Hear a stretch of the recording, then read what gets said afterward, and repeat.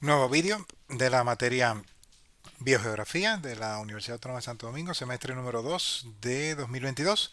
En este caso voy a hacer una demostración de análisis de agrupamiento y de diversidad para la familia de plantas acantáceas.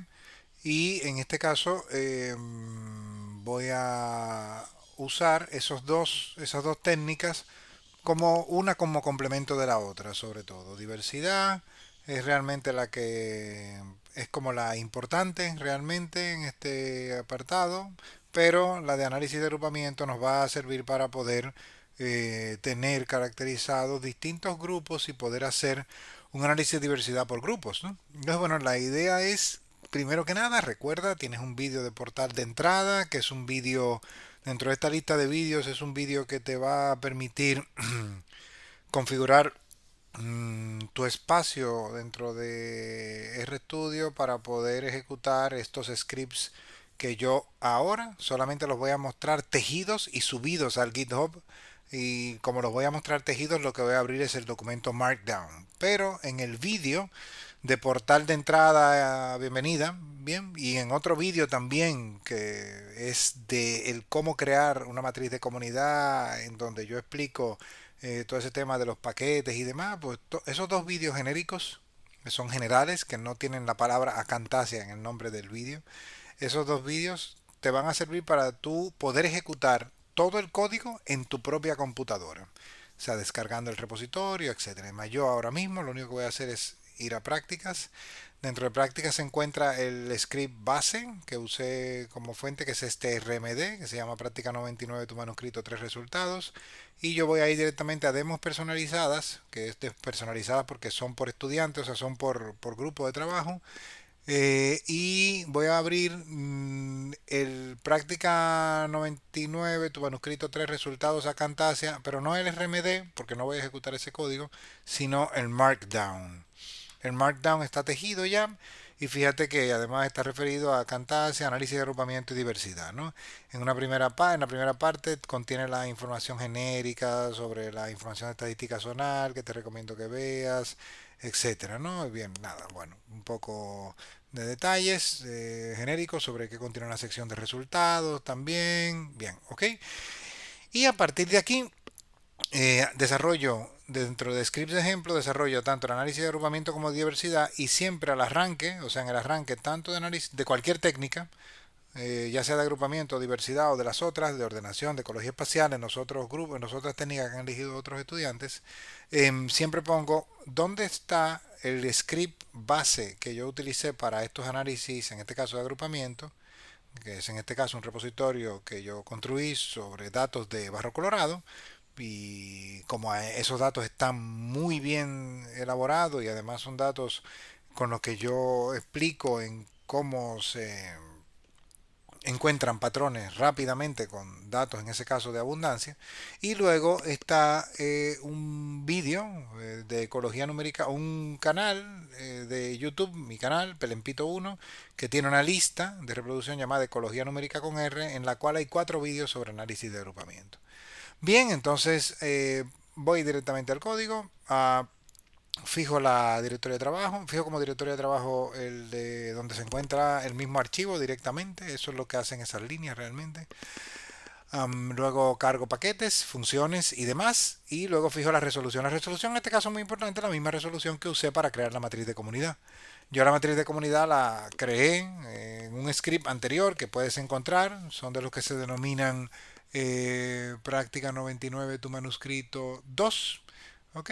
Y los que se denominan 2 están referidos a eh, o sea, perdón, tu manuscrito 3 resultados, más bien creo que se llaman práctica 2, eso es práctica 2 guión acantasia, allí indico cómo crear en esos scripts, cómo yo creé la matriz de comunidad de acantasia. En este caso, yo sé y lo recuerdo que usé resolución 6 y además lo puedo ir a consultar en el script correspondiente que se encuentra dentro de este mismo repositorio, ¿ok? Y hay un vídeo también explicativo de cómo yo creé la matriz de comunidad de Acantasia, que es básicamente explicando ese script, ¿no? Bien, entonces la resolución 6 de hexágonos H3 fue lo que usé y aquí cargo la matriz de comunidad que en su momento creé, ¿no? es este archivo RDS, una matriz de comunidad con 219 hexágonos, 64 especies, ¿ok? Y este es el data frame de la lista de un data frame de la lista de especies de acuerdo a tal cual se encuentra, ¿no? En algunos casos no son especies, hay jerarquías taxonómicas un poco superiores en algunos casos, por ejemplo, género o la propia familia, que no sirven realmente en estos análisis. Habría que eliminarla. Yo no me puse a hacer esa depuración. Como te digo, el script de portal de bienvenida, el vídeo de portal de bienvenida, el vídeo que te explica cómo configurar el RStudio para poder ejecutar estos análisis, lo puedes ver para tú poder ejecutar estos análisis y además configurar, fijar parámetros de acuerdo a tu gusto, ¿no? No de acuerdo a lo que yo realicé aquí. Como verás ahora, yo ahora filtro la matriz y me quedo con unos cuantos registros, no con todos. Aquí te muestro los géneros que hay, en algunos casos, por ejemplo, esto no es género. Y luego, bueno, cuántas especies o cuántos registros de GBIF hay dentro de cada uno de esos géneros, ¿no? Como te digo ya, bueno, pues este caso no lo es, ¿no? Y bueno, también viene una tabla aquí que uso para poder elegir un criterio de corte en donde determino en cuántos hexágonos aparece cada uno de estos registros, ¿no? Normalmente lo que hay aquí son todos especies, ¿no? Y, por ejemplo, aquí estos dos no son especies, ¿no? Son género, o este es género también, ¿no? Con la persona que lo describió. El apellido de la persona que lo describió, ¿no? Sus siglas, ¿no?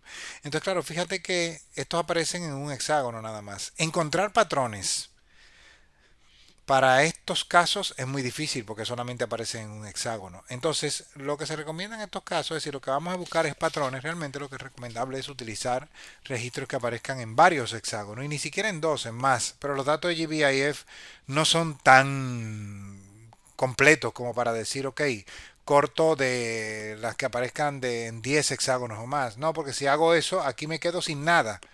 Básicamente me quedo con este poquito de especies, ¿no? Bien, si me gustan las especies que están muy bien documentadas en GBIF, esta también podría ser una decisión que yo haga. Y también la puedes hacer tú y presentarlo como resultado.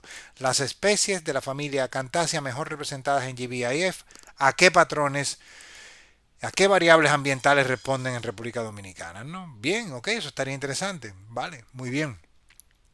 Yo en principio lo hice para prácticamente todo lo mismo, me quedé con aquellos registros que aparecen en dos hexágonos o más. Y eso es lo que hace este bloque de aquí.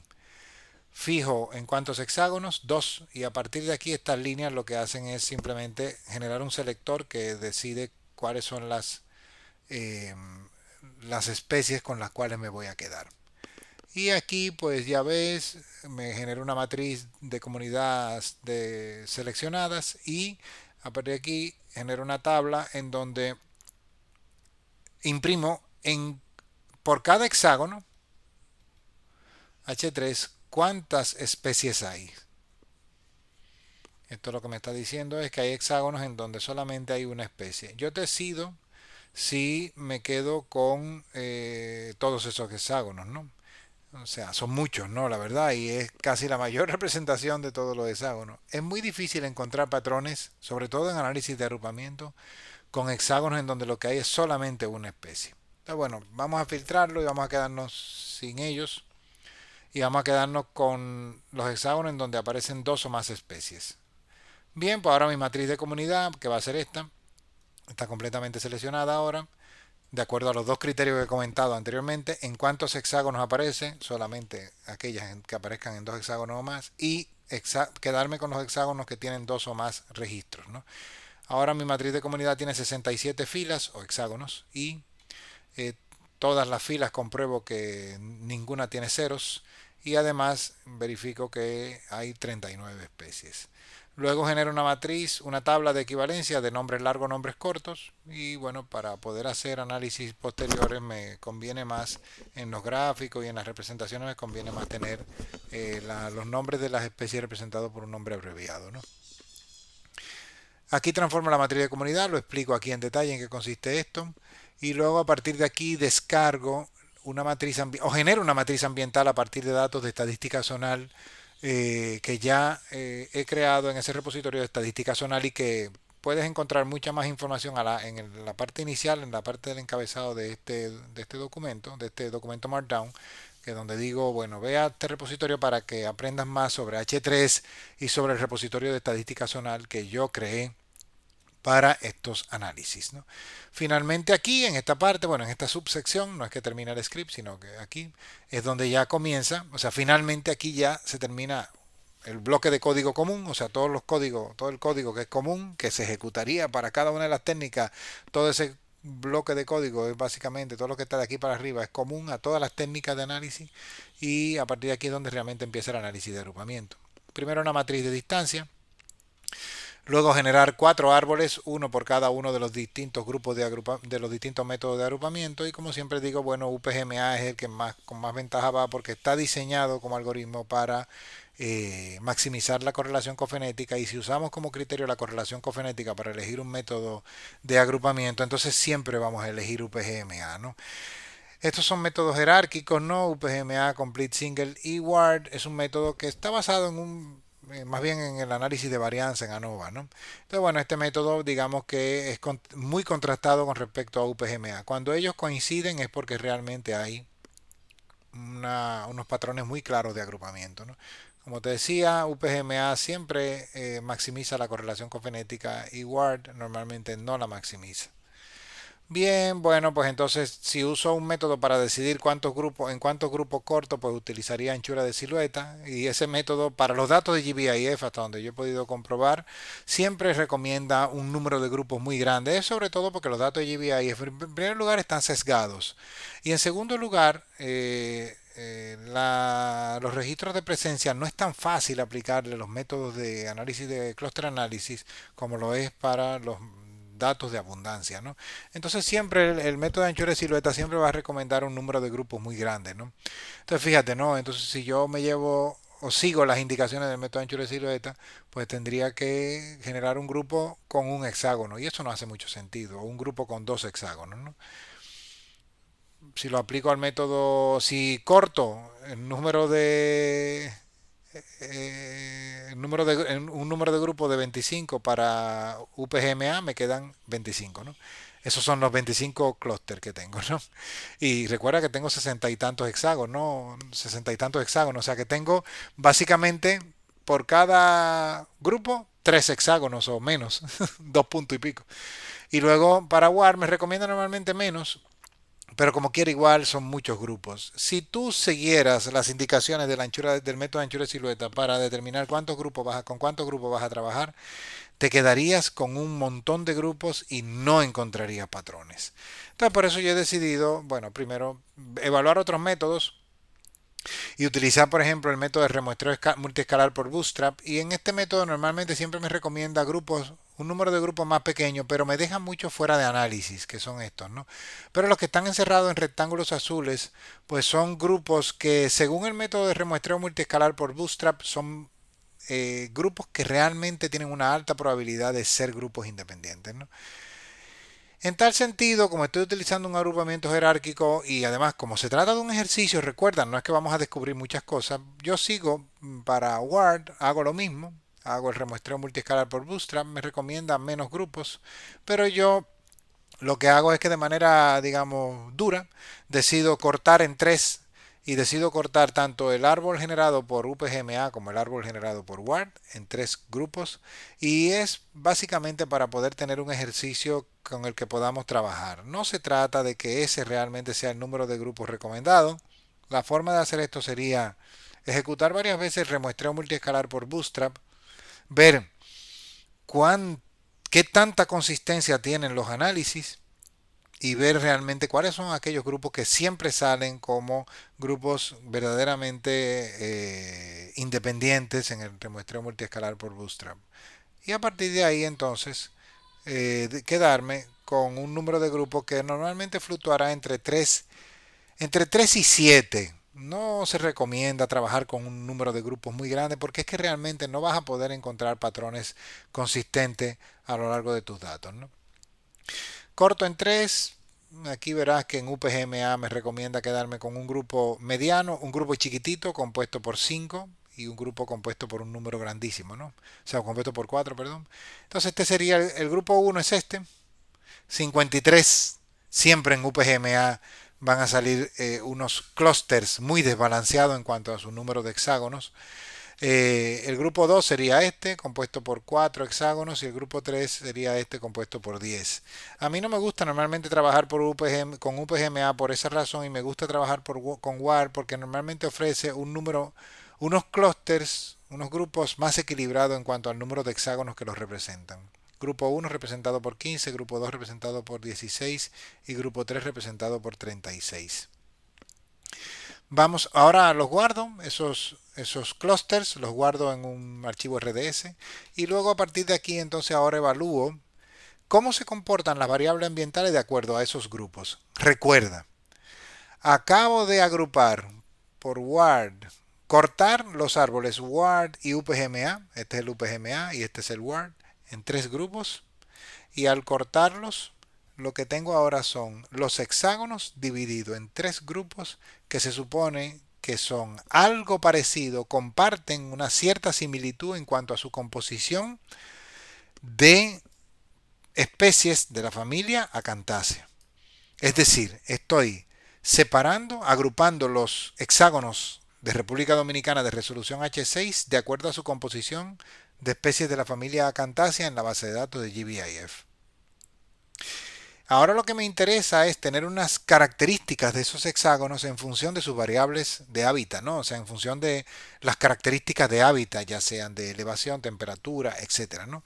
Entonces lo que quiero saber es si hay variables que presentan algún efecto o si hay variables que son relativamente homogéneas dentro de los grupos, dentro de cada uno de los grupos creados, ¿no? Por ejemplo, si yo encuentro que la temperatura es bastante homogénea en el grupo 1, homogénea en el grupo 2, en otro valor, pero homogénea dentro de ese grupo, y en otro valor con respecto al grupo 3, si yo encuentro que se mantiene cierta homogeneidad, quiere decir que esa variable probablemente tiene un poder explicativo de la composición de Acanthaceae en esos grupos, ¿no? Eso es lo que ahora me interesa determinar, y por eso entonces verás que ahora yo evalúo cuál es la homogeneidad o qué tanta homogeneidad de esas variables ambientales que vamos a sacar de la matriz de estadística zonal, cuál es la homogeneidad que tienen en las variables ambientales en esos agrupamientos. Entonces ahora lo que voy a hacer es, primero que nada, voy a generar una matriz ambiental en la cual le voy a colocar la información de agrupamiento de UPGMA y otra matriz ambiental a la cual le voy a colocar la información de agrupamiento de WARD. Entonces primero evalúo o hago 272 pruebas estadísticas con estas inofensivas líneas de código, 136 pruebas estadísticas de ANOVA y 136 pruebas estadísticas de Kruskal-Wallis, ¿no? Esas pruebas estadísticas lo que van a decirme es la variable tal, por ejemplo, la cobertura arbórea de acuerdo a la Agencia Espacial Europea, y para eso debes comprender un poco de dónde salen las variables ambientales. La variable cobertura arbórea fluctúa de manera significativa o es significativamente inhomogénea, o sea, tiene una variabilidad importante, cambia mucho entre los grupos. Entre los grupos es relativamente un valor bastante homogéneo, pero dentro del grupo, pero comparando entre grupos hay una cierta inhomogeneidad. Se dice que es una inhomogeneidad del valor promedio. Eso es lo que se dice que se tiene, ¿no? Y esto para el análisis de ANOVA, que la ANOVA lo que hace es precisamente evaluar la homogeneidad de las medias a través de la varianza. Y la prueba de Kruskal-Wallis hace algo parecido, pero con respecto a la mediana. Evalúa la homogeneidad de las medianas entre tratamientos o grupos, como le estamos llamando nosotros aquí, ¿no? Y lo que estamos viendo es que estas variables, por ejemplo, que están aquí, por tener un valor de P muy bajo con respecto a un nivel de significancia que nosotros normalmente fijamos arbitrariamente, y la significancia está muy en discusión hoy en día, pero bueno, todavía la seguimos usando, y nosotros podemos decir en ese sentido que la cobertura arbórea, por ejemplo, de la ESA, o sea, determinada por la Agencia Espacial Europea, es significativamente entre los grupos 1, 2 y 3 de UPGMA. Eso es lo que está diciendo ese resultado. Es decir, tenemos un valor de P muy por debajo de 0.05 para la prueba de ANOVA y por debajo también de 0.05, 0.01. Son los dos niveles de significancia típicos que elegimos. El 0.05, 0.01 lo elegimos cuando queremos estar muy seguros de nuestro resultado, porque esto lo que está diciéndonos es realmente estoy obteniendo un resultado que es completamente diferente a lo que, o sea, es la probabilidad de que la mediana o la media sea homogénea entre los grupos es muy por azar, esa sería la probabilidad, muy baja. Entonces no es que es por azar, es que realmente hay un efecto. Esa es la realidad de todo esto. Hay muchas variables que presentan esos valores muy bajos. Son muchas. Vamos a suponer que elegimos 0.01 como umbral, como nivel de significancia. Pues todas estas variables presentan efecto. Entonces, ¿qué es lo que yo haría? Bueno, pues construiría el, el hábitat, lo construiría a partir de esas variables. Yo diría, ok, ¿cómo veo esas variables? Pues las veo mejor en gráficos, ¿no? Si no queremos entrar en el detalle de todo esto y sobre todo para quien quiera hacer un análisis de diversidad solamente, pues claro, no entrar a este nivel de profundidad, pues quizás no quiere, ¿no? Y entonces, bueno, quizás dice, ok, mira, ya generé los grupos, ya tengo los grupos, esta línea de aquí, hasta aquí llego y digo, aquí están los grupos, los guardé en archivos y aquí me quedo, ¿no? Si no quiero pasar a este nivel de profundidad, en donde caracterizo los hábitats y encuentro especies que tienen preferencia o que son indicadoras de, pues no paso. ¿Ok? Pero este nivel de profundidad que sigue ahora del análisis cluster es una parte que te recomiendo que hagas solamente para poder caracterizar los hábitats en función de las variables ambientales, ¿no? Y como te digo, ya yo sé que estas variables me van a ayudar a caracterizar esos hábitats, tanto por medio de UPGMA como por medio de WARD, que es esto, ¿no? Van a ser normalmente, seguramente van a ser variables que son muy comunes, ¿no? Entre uno y otro, ¿no? Y fíjate que todas estas variables está ordenado en orden ascendente de acuerdo al resultado de la prueba ANOVA. Todas estas variables, hasta al menos hasta aquí, presentan un efecto importante entre grupos para el método WARD. Vamos a quedarnos con el método WARD de momento y digamos, ok, pues parece que las variables de geomorfológicas, por ejemplo, las bioclimáticas, que son estas, bien, geomorfológica sigue siendo esta sigue siendo bioclimática, esto es pérdida de bosque, no me interesa por ahora. La distancia carretera parece que presenta efecto, eso es habitual en los datos de GBIF. En Acantasia estamos recogiendo plantas a lo largo de la carretera. La elevación parece que tiene un efecto respecto de Acantasia, al menos para la prueba ANOVA, quizá no tanto para la prueba de Cruz-Carwali, pero para la de ANOVA sí. Y así, hasta, bueno, hasta llegar, vamos a decir, a cortar aquí en este punto, ¿no? Y por ejemplo, las variables bioclimáticas están presentando algún efecto, ¿no? Por ejemplo, la estacionalidad de la precipitación, la temperatura promedio del trimestre más seco. Muchas variables, estas que empiezan por CH-Bio, son variables bioclimáticas, en este caso de CHELSA, del dataset CHELSA, y estas son variables bioclimáticas del dataset Working, las que empiezan por WCL. Y luego aquí, como ves, pues bueno, el bosque abierto, pues también, o sea, el bosque abierto aparentemente está relacionado con Acantasia de alguna manera porque el bosque abierto fluctúa entre los grupos, ¿no? ¿Cómo construyo? Bueno, con los boxplot o los diagramas de caja. Fíjate que hay diagramas de caja que no tienen patrón, ¿no? Bueno, estas variables no están presentes en República Dominicana, ¿no? Tienen valores NA o cero, ¿no? Bien, o no tienen variabilidad. Y entonces, claro, fíjate, cómo yo a través de un diagrama de caja, estos son los diagramas de caja de utilizando el agrupamiento UPGMA, voy a irme a los diagramas de caja que utilizan el agrupamiento WARD, ¿ok? Que son estos, ¿no? Y mira, cuando tú veas cajas que fluctúan entre grupos de manera visible, como en este caso, esa tris, tú puedes decir claramente que la cobertura arbórea fluctúa de manera significativa entre los grupos. Recuerda, los grupos se construyeron utilizando la composición de Acantasia. Y por lo tanto, ya yo sé que en el grupo 1 hay una cobertura arbórea importante, en el grupo 3 hay una cobertura término medio y en el grupo 2 la cobertura arbórea es muy baja. Si a mí me sale que hay una especie de acantasia asociada con el grupo 2, entonces esta especie podría tener una cierta preferencia por este tipo de hábitat, en donde la cobertura arbórea es relativamente baja. Es decir, estoy eligiendo variables a través de los diagramas de caja.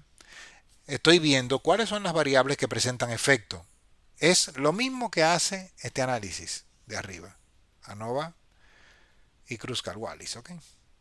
Es lo mismo, ¿no? Si lo quieres hacer desde el punto de vista gráfico, no hay ningún problema. Y no quieres mirar ni siquiera la ANOVA, pues no lo mires. Ok, siempre es bueno intentar ver las pruebas estadísticas porque desde el punto de vista gráfico las escalas no juegan malas pasadas, ¿no? Y por eso es que es bueno que uno confirme, bueno, esa actriz aparece en algún lugar. Sí, sí, aparece. Entonces, claro, si esa actriz aparece en alguna de las pruebas estadísticas, pues quiere decir que entonces esa actriz, es decir, los árboles, la cobertura arbórea, juega un papel importante en la... probablemente tiene un poder explicativo y por lo tanto, como tiene, por ejemplo, la prueba de ANOVA salió con un valor de P de 0.05, por debajo de 0.05, y la prueba de Kruskal-Wallis también, pues entonces quiere decir que esa actriz tiene probablemente un valor explicativo sobre la composición de acantasia. Pero me lo está diciendo el boxplot, ¿ok? Ok, me lo está diciendo el boxplot. Y esta sería la manera por la cual yo caracterizaría los grupos en función de variables ambientales, ¿no? O sea, si yo quiero caracterizar los hábitats, o sea, los hábitats de cada uno de los grupos, yo solamente tengo que ver cómo fluctúan las variables o las cajas. Yo solamente tengo que ver cómo fluctúan las variables o las cajas entre los grupos. Estoy buscando nuevamente esa actriz, me disculpa el movimiento, pero es que no la estoy nuevamente encontrando. Vuelvo para arriba. Esa actriz, aquí está. Entonces, como te digo, si tengo que caracterizar el grupo 1 con una gran, ese es el grupo boscoso. El grupo 2 es un grupo término medio en cuanto a cobertura arbórea y el grupo 3, perdón, es el grupo con una cobertura arbórea media, término medio, y el grupo 2 es el grupo en donde hay una menor cantidad de cobertura arbórea, ¿no? Luego también puedes buscar otras variables como el porcentaje de herbazales. Y por supuesto, el porcentaje de herbazales en el grupo 2 era bajo el porcentaje de cobertura arbórea, el porcentaje de, al menos la mediana, fíjate, es la mayor aquí, ¿no? El porcentaje de herbazales es alto, ¿no? Hay otro grupo de variables que es el CGL, los que comienzan por CGL, que se refieren a bosque también, ¿no? Fíjate igual, son coincidentes, esto es de bosque. Bien, el grupo 1 tiene una cobertura arbórea o bosque, un porcentaje de bosque alto, grupo 3 también y grupo 2 tiene un porcentaje de bosque bajo, ¿no? El bosque abierto igual también está muy presente en 1 y en 3, pero bajo en 2. GSL, o sea, CGL, perdón, ese grupo de variables, tienen también uno sobre áreas cultivadas, ¿no? Pero, a ver, por aquí arriba, CGL, no veo sobre áreas cultivadas, ¿no? Bueno, ninguno de estos, ¿no? Vale. Ah, sí, herbazales. En el grupo 2 son mayoritarios, ¿no? En el grupo 1 y 3 son minoritarios los herbazales, ¿no? También igual por geomorfología puedes sacar, ¿no? Por ejemplo, en las zonas llanas caracterizan al grupo 2. Las zonas llanas no caracterizan al grupo 1 y al grupo 3 porque fíjate que las cajas están muy por debajo, ¿no? O sea, en cuanto al valor. La pendiente. La pendiente en el grupo 1 y el grupo 3 es importante. En el grupo 2 la pendiente es normalmente más baja. La heterogeneidad de hábitat. La heterogeneidad de hábitat es normalmente, si la miras por cualquiera de las variables GHH, verás que en el grupo 2, bueno, PLU lo que mide es mientras más alto es el índice PLU es la diversidad, ¿no? O sea que es un grupo que realmente va a ser muy diverso, ¿no? Eh, el promedio de la heterogeneidad de hábitat, ¿no? El promedio de la heterogeneidad de hábitat decrece, en el grupo 1 es máxima la heterogeneidad y en el grupo 2 y 3 es mínima o término medio, ¿no?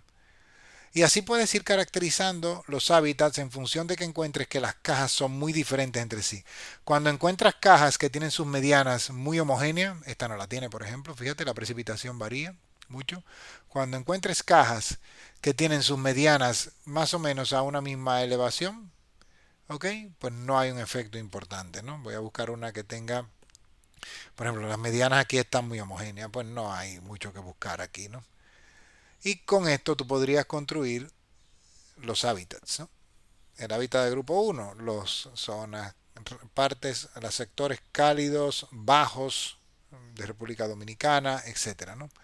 Y esto lo buscaría en función de cómo veas que se comportan las variables en cuanto a los diagramas de caja, ¿no? Esto también luego lo puedes cotejar luego con los mapas, ¿no? Me voy al de Word. Fíjate, los grupos, el grupo 3 aparentemente el grupo, los hexágonos de grupo 3 y grupo 2 son los costeros. Los más continentales son los hexágonos de grupo 1. Probablemente también estos son los que presentan las menores temperaturas. Habría que cotejarlo con los diagramas de caja. Y tú construyes tus hábitats a partir de ahí. Hay algunos mapas que te muestran algunas variables. Por ejemplo, dónde está el porcentaje de cobertura arbórea mayor, pues está en los azules oscuros. Y en los azules claros donde están los porcentajes de cobertura arbórea menor, ¿no? Y así hasta poder entonces construir luego, por ejemplo, voy a hacerlo con Word, no con UPGMA, voy a mirar a Word y voy a ver cuáles son las especies que se supone que tienen una cierta fidelidad con cada uno de los hábitats. Con el hábitat 3 de grupo 3 no hay especies que hayan salido como con preferencia de ellos, del hábitat de grupo 3. Pero con respecto al hábitat de grupo 1 y de grupo 2 salieron varias especies, probablemente si sumo 8.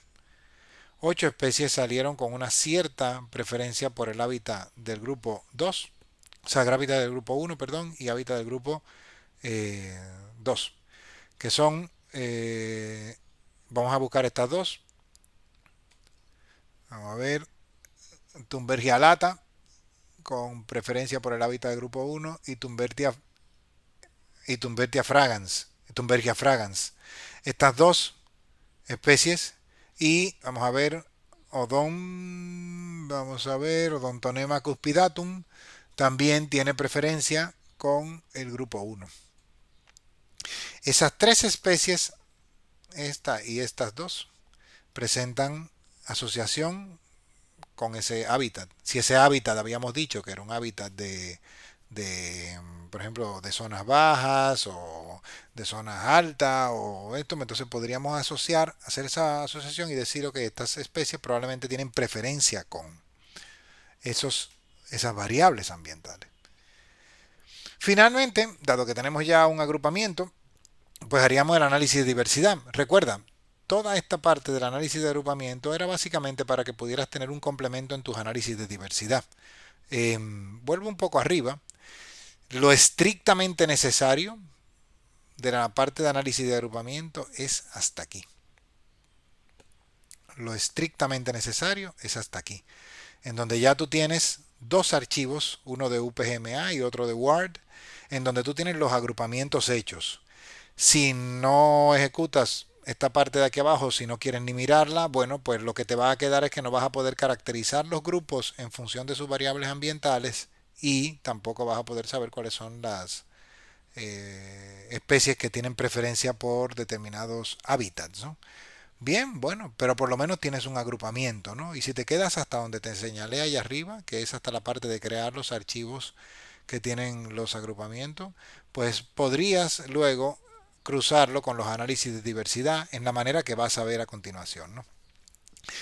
En el análisis de diversidad primero fijo el directorio de trabajo y esto es parte de lo que se denomina la parte común del script, ¿no? Lo cargo otra vez los paquetes, bien, no es necesario, de hecho, si ya los tienes cargados, ¿no? Pero yo siempre hice que todas las secciones, diversidad, agrupamiento, ordenación, ecología espacial, fueran independientes entre ellas, ¿no? Y aquí estoy haciendo lo mismo exactamente que hice arriba, ¿ok? Así que no te lo voy a repetir porque esta es la parte de construir una matriz de comunidad con unos criterios específicos que yo selecciono, ¿no? Y a partir de este punto es donde comienza realmente el análisis de diversidad. Voy a ponerlo más para abajo, sigo más para abajo. A partir de este punto comienza el análisis de diversidad. Finaliza la parte de código común y a partir de este punto comienza el análisis de diversidad. Cargo estos paquetes, son específicos de análisis de diversidad. Recuerda que también tengo un vídeo específico. Vamos a ver. Subo arriba al arranque de la parte de análisis de diversidad. Hay un vídeo, hay un repo con scripts de análisis de diversidad, que es el de BCI, y luego también tengo un vídeo de la lista de reproducción de ecología numérica sobre análisis de diversidad. Voy a ir a la parte donde comienza realmente el análisis de diversidad, que es aquí abajo. ¿Ok? Bien, y aquí entonces vamos a ver qué nos sale como resultado. En primer lugar, bueno, este bloque de código lo que contiene es la generación de los índices de diversidad. Para datos que no son de abundancia, los índices de diversidad son difícilmente aprovechables, ¿no? Por ejemplo, un índice de Shannon aplicado a unos datos de diversidad de presencia solamente, de registro de presencia, siempre va a ser un índice muy pobre. Podemos transformar la matriz, convertirla a una matriz que esté dentro de un espacio euclidio. Y bueno, esto quizá nos ayude, ¿no? Pero normalmente siempre va a aportar poco y va a haber mucha redundancia en los índices generados, porque al no tener datos de abundancia, esto nos va a impedir realizar análisis mucho más profundos, ¿no? Entonces lo que nos interesa sobre todo es ver la riqueza de los valores de riqueza. Entonces, claro, lo que vemos es fundamentalmente que tenemos, bueno, nos quedamos con los 10 primeros hexágonos de los 60 y tantos y vemos cuáles son los valores de riqueza. Los índices calculados, este es el de Shannon, este es el de Shannon en base 2 y estos son todos números de Hill. En el vídeo hablo sobre los números de Hill. Cuando tú hagas algún estudio en donde tengas datos de abundancia, los números de Hill son los que más te van a ayudar porque no están afectados por el sesgo de muestreo debido a los valores de abundancia. Tú nunca vas a conseguir que en dos muestreos que tú hagas en el terreno los valores de abundancia sean iguales, sean homogéneos, ¿no? Y entonces, claro, los números de Hill, como no están afectados por ese sesgo provocado por la abundancia, especies que normalmente siempre van a ser las más abundantes en unos sitios que en otros, van a provocar que tengas muestras con tamaños, números de individuos muy diferentes, ¿no? Los números de Hill no están afectados por eso. Y esa es la ventaja de trabajar con esos números, ¿no? Entonces, bueno, esos son estos números, ¿no? Sobre todo que ves de aquí en adelante, ¿no? Te recomiendo que profundices un poco sobre esto, pero en este caso, como estamos trabajando con registros de presencia, lo que nos interesa es sobre todo el número de Hill cero, que es el número de Hill de riqueza. ¿Cuántas especies hay por hexágono, ¿no? ¿Cuál es el número de especies, ¿no? Y para estos análisis nos sirven mucho los métodos más recientes de Anchao, que nos determinan cuál es el número de especies estimado que vamos a encontrar en un muestreo determinado, ¿no?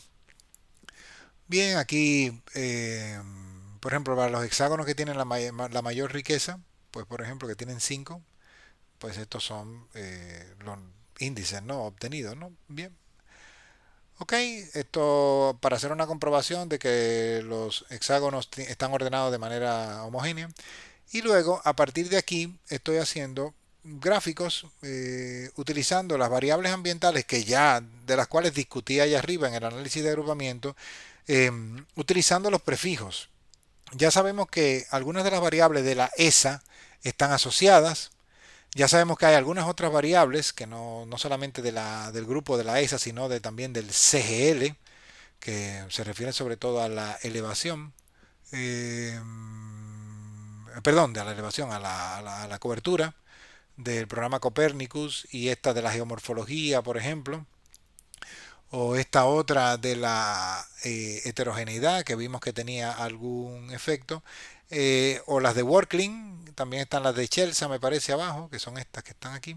Y te cuento en qué consiste este panel de correlaciones. Estos paneles de correlaciones lo que me van es a poner en relación a pares cada una de las variables, en este caso de las generadas por la Agencia Espacial Europea, que es la cobertura, me la van a poner en relación con la riqueza. Es lo único que me interesa en este caso. Recuerda que vamos a trabajar sobre todo con la riqueza por hexágono. Entonces lo que esto está evaluando es lo siguiente. Si el porcentaje de área boscosa en un hexágono es alto y la riqueza en ese hexágono es alta, y luego veo en otro hexágono donde el porcentaje del hexágono cubierto por bosque es pequeño y la riqueza es baja, pues entonces tengo una asociación estadística. No tengo para nada una asociación causal, pero sí tengo una asociación estadística que me sirve mucho para poder hacer exploración a futuro, ¿no? Curiosamente con Acantasia En prácticamente ninguno de los gráficos sale correlación con las variables, por ejemplo, de la ESA. Fíjate, voy a ampliar. Los gráficos se pueden ampliar haciendo clic en él. Le di con control. Se me abrió, bueno, a ver si... Ajá, un poquito más grande quizá, ¿no? No sé si está del mismo tamaño. Creo que no. A ver. No, está del mismo tamaño. No hay diferencia.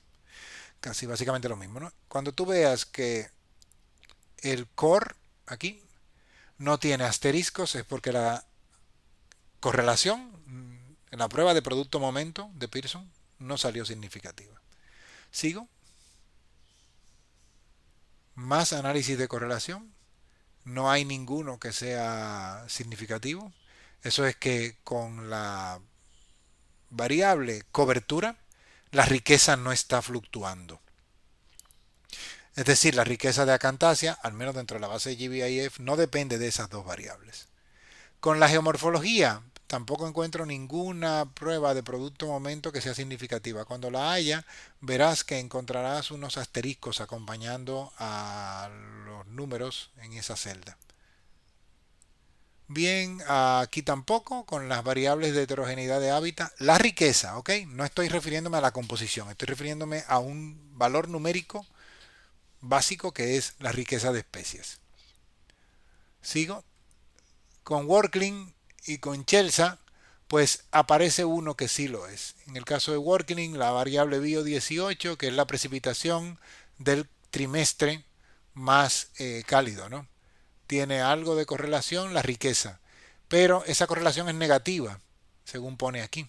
Entonces, a medida que la precipitación es más alta en ese trimestre, la riqueza disminuye en los datos de GBIF para acantasia. Hay valores de correlación también un poco elevados aquí, pero no radio significativa porque seguramente la muestra es muy pequeña, ¿no? Ah, no hay tampoco con la variable de Chelsea, no hay.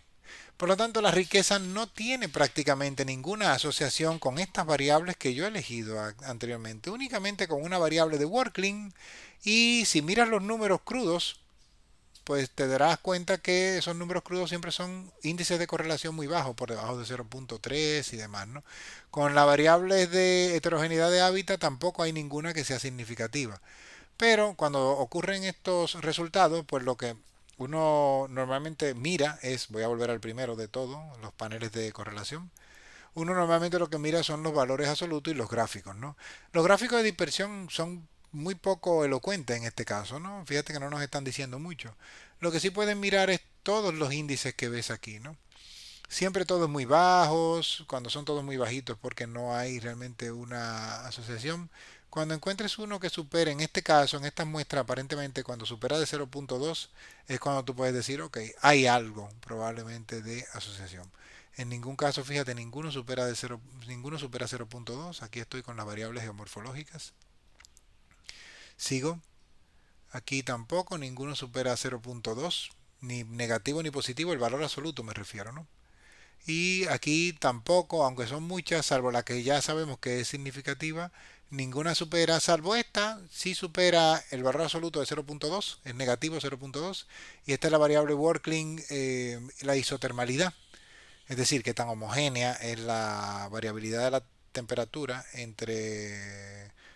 es la razón entre la fluctuación diaria, el rango diario, el rango térmico diario contra el rango térmico intraanual, ¿no? Y bueno, estas dos están presentando valores muy altos, ¿no? En términos absolutos, ¿no? 0.2 en este caso, la de Workling Bio 19 y la de Workling Bio 2, Bio 02, Bio 03, perdón, que es esta, que es la isotermalidad. También esta otra, la Bio 04, ¿no? Entonces, bueno, lo que estaría más o menos esto diciendo en otras palabras es que eh, mientras mayor es el valor de isotermalidad, menor es la riqueza. En otras palabras, podríamos decir, como la isotermalidad es una variable de Workling que lo que nos está diciendo es mientras más grande es la temperatura diariamente fluctúa mucho con respecto al anual. Eso ocurre en las zonas muy continentales, ¿ok? Pero en las zonas costeras la isotermalidad es baja. Entonces, mientras más bajo es el valor de isotermalidad, mayor es la riqueza, porque ten en cuenta que esto es un índice de correlación negativo. Entonces lo que me está diciendo esto, en otras palabras, es cuidado, valores muy bajos o zonas probablemente muy costeras están obteniendo las riquezas más altas. Bueno, en Acantasia es muy común que eso pueda ocurrir, ¿no? Al menos dentro de lo que hay en la base de datos de GBIF, ¿no? Y esto normalmente uno tendría que hacerlo, ¿no? Estos análisis, estos paneles, ¿no? No salen unos patrones como muy interesantes, bien, porque ya sabemos, los datos de GBIF están realmente muy sesgados, ¿no? Si vas a mirar gráficos de dispersión, siempre mira lo que están en esta columna. No mires lo que están en estas columnas, no mires lo que están en estas celdas, porque esto lo que está haciendo es mostrándote la asociación que hay entre las distintas variables del mismo dataset. Por ejemplo, en este caso, del dataset GHH, que es la heterogeneidad global, lo que me está mostrando todas esas celdas de aquí. Todas estas celdas están comparando mediante un gráfico de dispersión cada una de esas variables entre sí. No hace mucho sentido. A mí lo que me interesa es comparar riqueza, que es el número de Hill 0, con cada una de las variables de GHH. Bien, entonces de acuerdo a Chao y de acuerdo al subset que tengo, el número de especies que tengo ahora mismo son 38. Estimaría que de ese número de especies, que ese número de especies, de acuerdo a Chao, sea de 41, de las especies que son extremadamente que aparecen en muchos de los registros de GBIF. Recuerda que mi subset con el que me quedé no es todo Acantasia de República Dominicana, sino las especies más colectadas dentro de GBIF. Entonces, esas especies que están muy representadas en GBIF, yo no esperaría encontrar nuevas especies de las muy representadas dentro de la base de datos de GBIF de Acantasia para República Dominicana. A lo sumo tres más. Por lo tanto, tengo cubierta la riqueza de Acantasia o de las Acantasias que son muy abundantes de ese subset de especies que son esas 38. Lo tengo muy bien representado, ¿no? Y luego finalmente, bueno, no te voy ahora a detallar todo esto para que lo veas en el vídeo y puedas profundizar un poco más. El gráfico. Aquí es donde entra lo de usar fíjate que cargo el agrupamiento de Word en este punto. Y aquí es donde entra lo de usar el agrupamiento. Si no sé qué es el grupo 1, qué es el grupo 2 y qué es el grupo 3, bueno, pues nada, no lo sé. No sé cuáles son las especies que lo caracterizan ni nada de eso, pero ya lo sé por el análisis que hice allá arriba, ¿no? Y recordábamos que habían unas especies que estaban como asociadas con el grupo 1 y con el grupo 2. Una de las cosas más interesantes es que el grupo 3 está saliendo con la mayor riqueza observada, pero con la mayor riqueza también esperada. Y esto se debe a que ese es el grupo que más hexágonos tiene, ¿no? Bien, eso sería lo esperado. El grupo con más hexágonos es el que mayor riqueza va a tener. Pero hay una cosa interesante y es que grupo 2 y grupo 3 no son iguales, aunque están compuestos básicamente por el mismo número de hexágonos, no están compuestos por el mismo número de especies. Y el grupo 2, que es este, fíjate, que tenía además algunas especies que son asociadas a ese grupo, está presentando una riqueza esperada mucho mayor si tuviéramos más hexágonos, eh, que lo que tendría el grupo 1. Este es un grupo que consideraríamos, de acuerdo a este gráfico, el grupo pobre. Este sería el grupo extremadamente rico y este sería el grupo intermedio, de acuerdo a los resultados del análisis de diversidad. Nada más, reempaquetando todo otra vez, pues hemos hecho un análisis de agrupamiento en donde hemos visto, de acuerdo a las especies que representa la familia Acantasia dentro de GBIF, cuál es su distribución, cómo se organizarían en grupos, sobre todo las mejor representadas dentro de la base de datos del GBIF, cuáles son las características de los hábitats donde están determinadas especies que además están asociadas con esos hábitats y cuál es la diversidad de especies de ese subset, de ese pequeño grupo de las especies mejor representadas de Acantaceae en GBIF para República Dominicana. Ten en cuenta, se trata solamente de un ejercicio, no se trata de que tú ahora vayas a obtener los resultados de a obtener nuevos patrones sobre Acantasia en República Dominicana. Recuerda que los datos de GIF están tanto sesgados, muy sesgados, y además no vas a poder, más que nada, aquí lo más que vas a poder obtener es una primera aproximación en donde te familiariza con las técnicas y sobre todo en el futuro ya tú sabrás de las variables que te salieron con cuáles es con las que Acantasia aparentemente se asocia más. Nada más, nos vemos en un próximo.